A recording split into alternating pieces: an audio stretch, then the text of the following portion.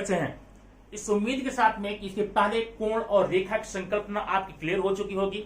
हम उसी से रिलेटेड उसी के थोड़ा आगे बढ़ रहे हैं। अब आप देखेंगे आज आपका पहले की जानकारी कितनी काम आती है इस वीडियो में आपको खुद समझ में आ जाएगा। देखिए हम आज क्या बताने वाले हैं। आपने देखा था समांतर रेखा असमांतर रेखा। पहले मैं यहां पर एक लूंगा रेखा, इसका नाम है AB। क्या नाम है? AB है, ठीक है। और एक रेखा मैं और लेता हूं, इसका नाम है C और D। ध्यान देना, ये दोनों हमने समांतर रेखाएं ली है, ठीक है। क्या है? इसका नाम समांतर रेखा, पैरेलल लाइंस। अब इस पैरेलल लाइन संबंधित और क्या क्या बातें हमें सीखनी है वो हम इस वीडियो में आपको आज बताएंगे। और ये कंफर्म हो जाने के बाद में आपके ज्योमेट्री में ढेर सारी समस्याएं अपने आप कम होने वाली हैं, ठीक है। अब ये एक रेखा मैं ऐसे खींच दूंगा, इसका नाम मैंने किया P और Q, ठीक है।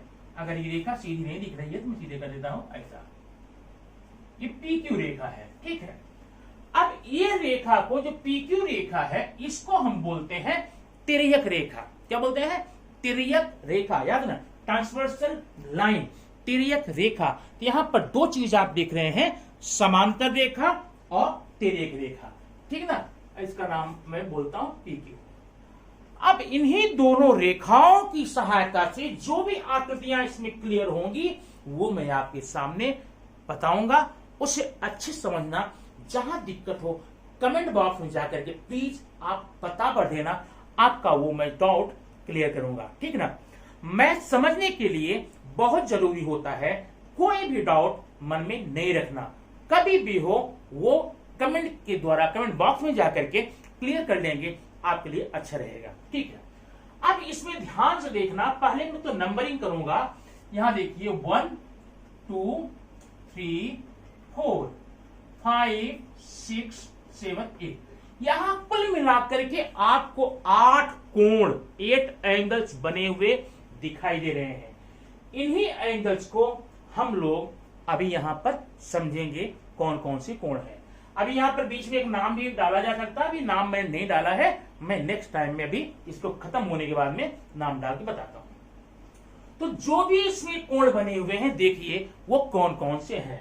नंबर एक है रेखीय युगल कोण। रेखीय युगल कोण। अब रेखीय युगल कोण के बारे में आप पिछले वीडियो में अच्छे से पढ़ चुके हैं, ठीक ना। अब रेखीय युगल कोण क्या क्या होता है आप देखिए। आपने देखा था कि एक ही रेखा पर बने हुए कोणों की जोड़ियों को रेखीय युगल कोण कहते हैं, और रेखीय युगल कोण का मान 180 होता है। कितना? 180। तो अब जरा देखें इसमें पर रेखीय युगल कोण कहां कहां है। 1 और 2 ये आपस में रेखीय युगल है। 2 और 3 ये रेखीय युगल है।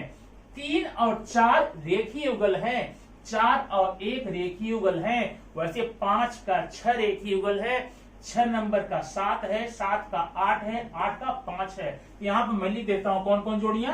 1 और 2, 2 और 3, 3 और 4, 4 और 1।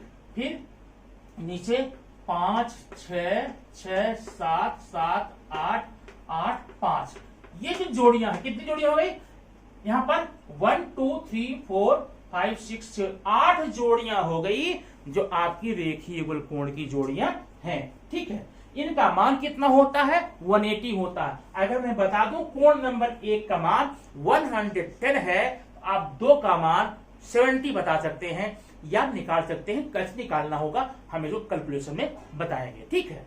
अब इस रेखीय युगल के बाद में आइए हम आपको लेकर चलते हैं और कौन कौन सी कोणियां बनती हैं वो हम देखेंगे। ओके, देखते रहिए। तो आपने देखा इसमें, इस आकृति में रेखीय युगल कोण, रेखीय युगल कोण का मान 180 होता है। कौन कौन रेखीय युगल है? 1 का 2 है, 2 का 3, 3 का 4, 4 का 1, इसमें 5 का 6, 6 का 7, 7 का 8। अब देखना अगला है शीर्षाभिमुख कोण क्या होते हैं। आपने देखा था जब दो रेखाएं आपस में काटती हैं आमने सामने के कोण को शीर्षाभिमुख कोण बोलते हैं। इनकी खासियत क्या होती है कि शीर्षाभिमुख कोण जो होते हैं वो हमेशा कांग्रुएंट होते हैं, इक्वल होते हैं। अब इसमें कौन कौन शीर्षाभिमुख कोण है देखिए, कोण नंबर 1 और 3 ये शीर्षाभिमुख माने अपोजिट एंगल है। 2 और 4 अपोजिट है। यहाँ 5 और 6 है, 6 और 8 है। अब इन कोणों की जो जोड़ियां हैं इसमें से अगर एक एंगल का मान हमको मालूम पड़ जाए, जैसे मैंने बता दिया एक का नाम 110 है तो 3 का भी मान 110 हो जाएगा। अपोजिट कोण हमेशा कांग्रुएंट होते हैं। बात समझ में आ गई ना। तो दो कोण आपने देखा, रेखीय युगल कोण और क्या शीर्षाभिमुख कोण, ये आप पीछे पढ़ चुके थे। अब आगे जो हम पढ़ने जा रहे हैं वो नए आपके लिए हो सकते हैं। नंबर 3 है एकांतर कोण। कैसे है? एकांतर कोण, अल्टरनेट एंगल। अब ये कहां है देख लो, पहले समझो। आपको एकांतर कैसे समझेंगे, ये देखिए, ये रेखा मैं यहां पे बना रहा हूं, ये देखिए ABCDPQ, यहां पर R, यहां पर S। एकांतर कोण जब भी आपको देखना हो, ध्यान देना, जब भी देखना हो तो ये जो तिर्यक रेखा है इसके विपरीत में देखना, इसके अपोजिट में देखना। और एक खासियत और है, समांतर रेखाओं के अंदर। अब पहली बात, आप बाहर मत जाइए, अंदर कौन कौन कोण है? ये है, ये है, ये है, ये है। ठीक है, तो यहां पर कोण में डाल देता हूं 4, 3, 5, 6। इसको अच्छे समझना है एकांतर कोण। अब इसी 5, 6, 4, 3 में हमको एकांतर कोण बोलना है। मैंने क्या बताया, एकांतर कोण तिर्यक के अपोजिट देखना। तिर्यक रेखा है, अपोजिट माने अगर कोण नंबर हमने बाएं लिया है तो इसका एकांतर दाहिने मिलेगा, दाहिने लिया तो बाएं मिलेगा। अब ये देखना कैसे कोण बनेगा। कोण नंबर 3 का हमें एकांतर खोजना है। अब एकांतर के अपोजिट तो आएगा नहीं, बराबर है। एकांतर के अपोजिट साइड में या तो 4 आने वाला है या तो 5 आने वाला है, लेकिन 3 के अपोजिट 4 अगर लेंगे तो ये रेखीय युगल हम लोग पढ़ चुके थे यहां पर ना, तो बचा कौन? 5। तो 3 का एकांतर 5 है। इसी प्रकार से 4 का एकांतर 6 है। 4 और 6, 3 और 5। अब याद रखना ये हमेशा कांग्रुएंट होते हैं। एकांतर कोणों की जोड़ियां हमेशा कांग्रुएंट होती है। आप समझ गए होंगे। एकांतर कोण जब भी खोजना हो तिर्यक के विपरीत में ही देखना। कहां? तिर्यक के विपरीत में, ठीक है, और समांतर के अंदर या बाहर एक साइड में। अब देखना, आपने देख लिया यहां पे। अगला एकांतर कौन है? इसका एकांतर कहां होगा? अब इसका एकांतर आपको क्या करना है, तिर्यक के उल्टे जाना है। अब चूंकि बाहर है ना, बाहर उल्टा, इसके अंदर हम जाएंगे नहीं। ये बाहर है, ये कोण बाहर ये है, तो ये कोण और ये कोण, इसका नाम क्या है? PRA और CSQ। ये दोनों एकांतर है, लेकिन इसको हम एक्सटीरियर अल्टरनेट एंगल बोलेंगे या बाह्य एकांतर कोण बोलेंगे। जितना मान इसका होगा उतना ही इसका होगा। इस प्रकार से आप यहां पर एकांतर कोणों की जोड़ियों को आसानी से निकाल सकते हैं। ठीक है, अब हम देखेंगे अगला क्या है, चौथा संगत कोण। संगत कोण, अब ये देखना संगत कोण क्या होता है। संगत कोण जब भी आपको देखना हो, जब भी देखना, ध्यान रखना, दो वर्ड, एकांतर तिर्यक और समांतर के एक ही तरफ देखना। ये मैंने समांतर खींचा, ये तिर्यक खींचा, ठीक ना। अगर ये कोण का हमें संगत खोजना है तो पहले याद रखना कि संगत कोण जो होते हैं, संगत में साथ वाला, संगत कोण जो होते हैं एकांतर और तिर्यक के एक ही तरफ। एक ही तरफ का मतलब देखो, ये कोण जो है तिर्यक के राइट में है ना, राइट में। इसका मतलब इसका संगत राइट में ही हमको मिलेगा। अब राइट में ये कोण है, ये कोण है, ये कोण है, कौन समझ लो। अब देखना, ये राइट आपका हो गया। अब अगर हम और क्या बताए, समांतर के एक ही ओर, अब ये जो कोण R है, एंगल R है, तिर्यक के दाहिने था, बराबर है, लेकिन समांतर के किधर है? ऊपर है। तिर्यक के राइट में है, समांतर के ऊपर है। अब यही कोण आपको यार खोजना है। तिर्यक के तिर्यक के राइट में ये कोण है, बराबर है, और ये भी है, लेकिन समांतर के अपवर्ड, तो ये तो आएगा नहीं, ये आएगा। माने ये कोण आर और यश दोनों कोण कैसे हो गए?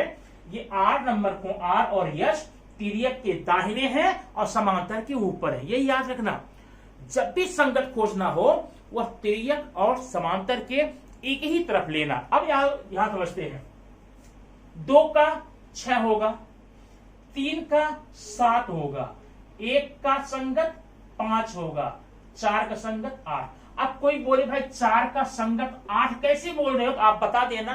तो 4 है तिर्यक के लेफ्ट में है, समांतर के नीचे है, तो ये भी 8 भी तिर्यक के लेफ्ट में, समांतर नीचे है। इस प्रकार से हम यहाँ पर संगत कोणों की जोड़ियां आपको बता सकते हैं। तो यहाँ आपको ये मान कितना होता है? ये होता है कांग्रुएंट। याद रखना, संगत कोणों का मान हमेशा सर्वांगसम होता है। Corresponding angles are always congruent. ठीक है, अभी 5वां जो बचा हमारे सामने वो है अंतःकोण।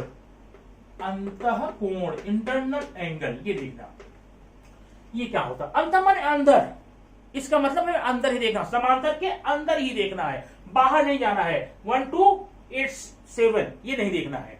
अब अंतःकोण क्या होता है कि ये जो कोण नंबर 3 है, कोण नंबर 6 है, मतलब एकांतर के एक ही ओर समांतर रेखाओं के अंदर, भीतर, और एकांतर के समांतर के अंदर और तिर्यक रेखा के एक ही तरफ कौन कौन कोण है? 3 और 6 ये अंतःकोण है।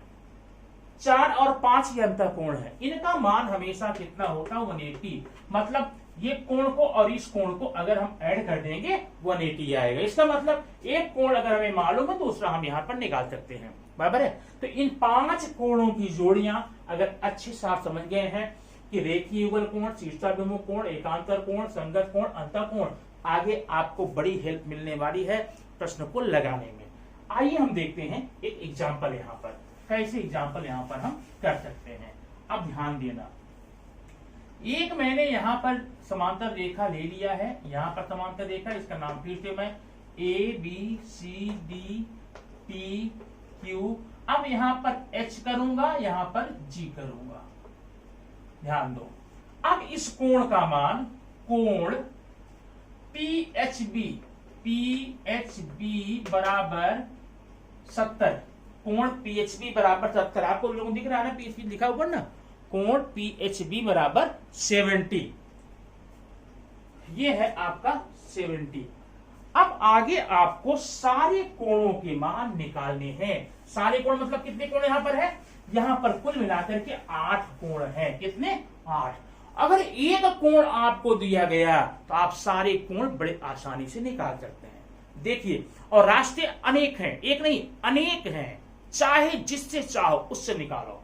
पहला देखो, जब PHB 70 है तो एंगल PHB प्लस एंगल